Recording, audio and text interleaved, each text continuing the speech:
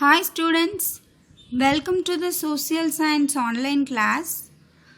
Today we are going to see Term 2, Unit 6, History, Development of Industries in India. In this lesson, we are going to see how the industries was developed from the ancient period to nowadays. The history of Indian industry perhaps dates back to the history of human hand. India's traditional economy was characterized by a blend of agriculture and handicrafts.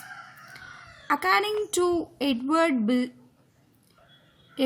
Bennett, the birthplace of cotton manufacture is India, where it properly flourished long before the dawn of authentic history. So according to Edward Bennett, he told birthplace of cotton manufacture is India only.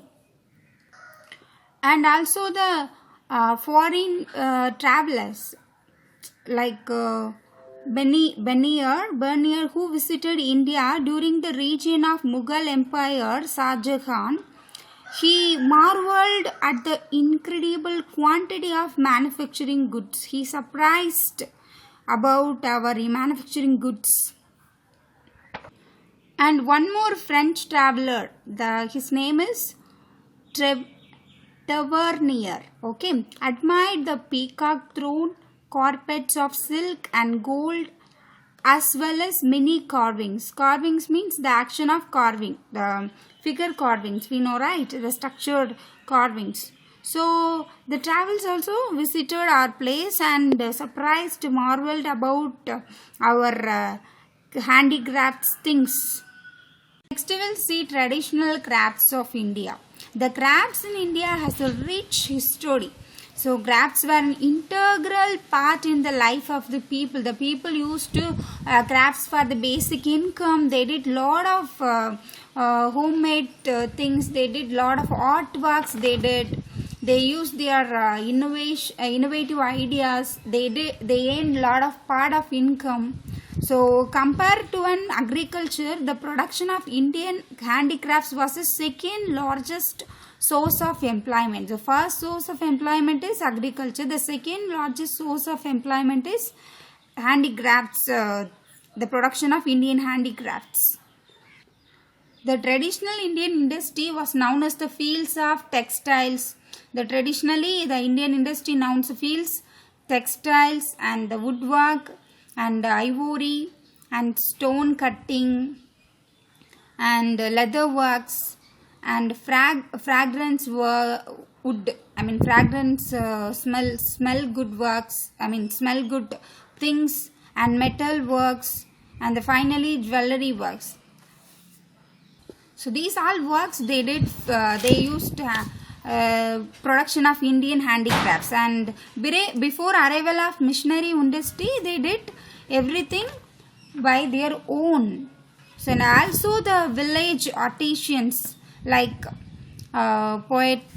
poeters, weavers and smith produced articles and utensils for domestic use. So domestic use, they use these all. So domestic use, the village artisans did the things like poeters, weavers, smith, but also some specialist things is there that is used for that actually production used for domestic and international markets. So some such specialized good produced whereas cotton, textile and muslin, this is a lightweight cloth, and wool and silk and metal articles. So this were used as the production of domestic and also the international markets. There are references made in many scholarly works to the professions of the weavers, the tailor and the dyer. certain centers of metal industry were quite well now.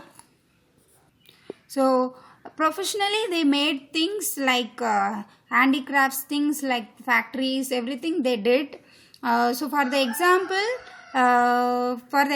of Sarastra, Sarastra was known for bell metal. So this is famous famous place to manufacturing of metal, okay, metal work. And also Wanga, that is Bengal, so for tin industry, that is a famous thing. And Taka, that is Muslim clothes, famous identified for the Muslims clothes, okay.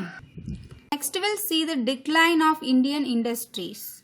So somehow a lot of cases are there for the decrease and the reduce of Indian industries. So we'll see the reasons of that. First case is loss of royal patronage.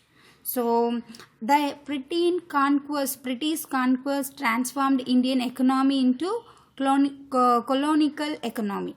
So the British conquest, after the British entrance, our industries is totally changed.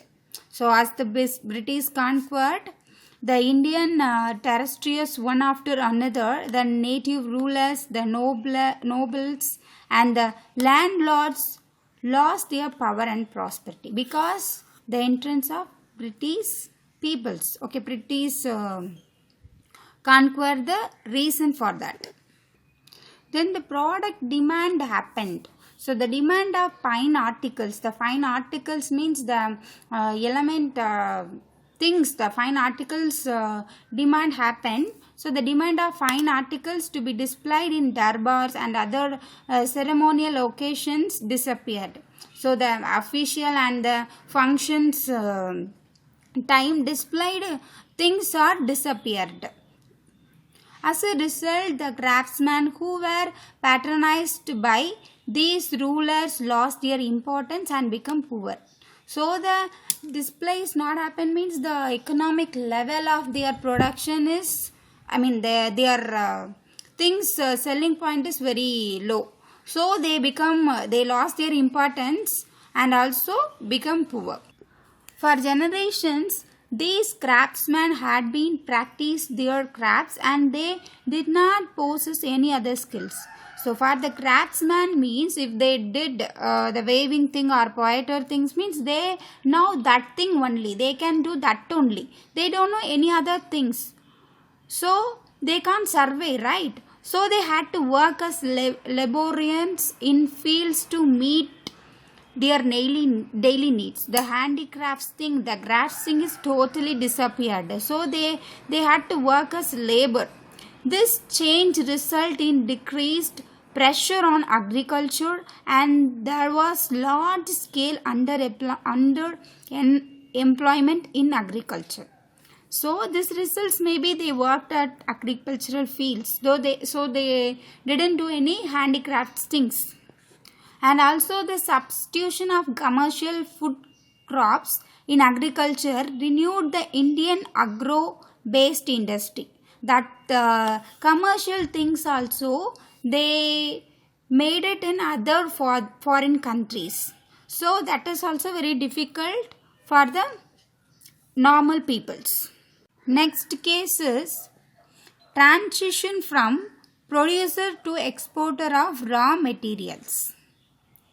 So the Indian handicrafts that had made the country famous and collapsed under the colonial rule, this was mainly due to the competition posed by the machine-made hoods that were imported from British by the British ruler. So the British ruler imported lot of machine-made hoods. So the handmade goods are not valid. The ruling British stand India as a producer of raw materials for their industries and markets from their finished products. So they used the raw materials from Indian side. For the making purpose they used machinery products. Machinery things they used. Moreover, the railways and roadways introduced by the British facilitated the movement of finished products. For that also they used they introduced the finished products to reach the remotest part of India and the procurement of raw materials from these parts.